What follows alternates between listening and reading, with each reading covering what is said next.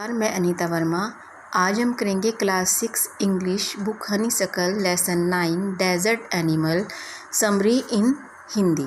Summary in Hindi. मरुस्थल धरती पर ऐसे सूखे स्थान होते हैं जहाँ वर्षा नहीं होती। जल के बिना ना तो साधारण पेड़ पौधे और ना ही कोई साधारण जीव लंबे समय तक जीवित रह सकता है। इसलिए मरुस्थल के जीव इन कठिन परिस्थितियों को झेलने के उपाय खोज लेते हैं। सभी मरुस्थल मात्र रेत के टीले नहीं होते। मरुस्थल में कंकड़ और छोटी छोटी झाड़ियाँ अथवा बसंत में रंग बिरंगे फूल भी देखे जाते हैं। 2300 से अधिक किस्म के सांप संसार में पाए जाते हैं। अधिकांश सांप न तो काटते हैं न ही जान लेते हैं। बहुत कुछ विषैले होते हैं। अमेरिका के मरुस्थल में एक भयंकर सांप रैटलर पाया जाता है जिसकी डरावनी आवाज़ दूर से सुनाई देती है।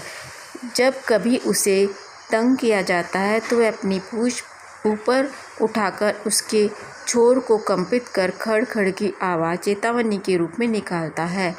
यदि उसकी चेतावनी पर ध्यान नहीं दिया जाता तो वह काट लेता है। कोई भी सांप आवाज़ें स्वयं नहीं सुन सकता, वह ज़मीन पर उसका स्पंदन ही महसूस कर सकता है। वह चूहे तथा छोटी गिलहरियाँ आदि खाता है।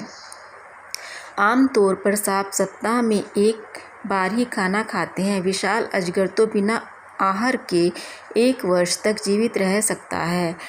नेवले समूह बनाकर शिकार करते हैं। वे बिलों में, चट्टानों के नीचे तथा जमीन के अंदर अपने भोजन की खोज करते हैं, जैसे छोटे कीड़े अथवा अन्य छोटे जीव। ये बाजों, गरुड़ तथा विशाल सांपों से डरते हैं। वे खतरा भांपकर भयसूचक आवाज़ निकालकर एक दूसरे को सचेत करते हैं। नेवले सांपों को मारने में माहिर होते हैं। सभी मादा नेवले अपने बच्चे लगभग एक ही समय देती हैं। इन्हें पालने के लिए वे मांद या खोखले लकड़ी के गट्ठों में रहती हैं।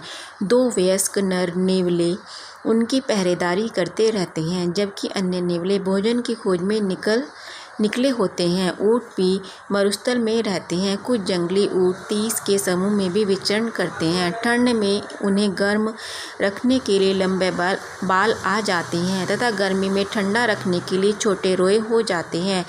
सामान्य तौर से ऊँट अपनी आवश्यकता का जल मरुस्थलीय पेड़ पौधों से प्राप्त कर लेता है। वह बिना जल पिए 10 माह तक रह सकता है। ऊँट 2 किस्म के होते हैं, एक कुबड़ वाला तथा 2 कुबड़ वाला। इनके कुबड़ में चर्बी भरी होती है जो भोजन की कमी के दौरान उन्हें पोषण देती रहती है।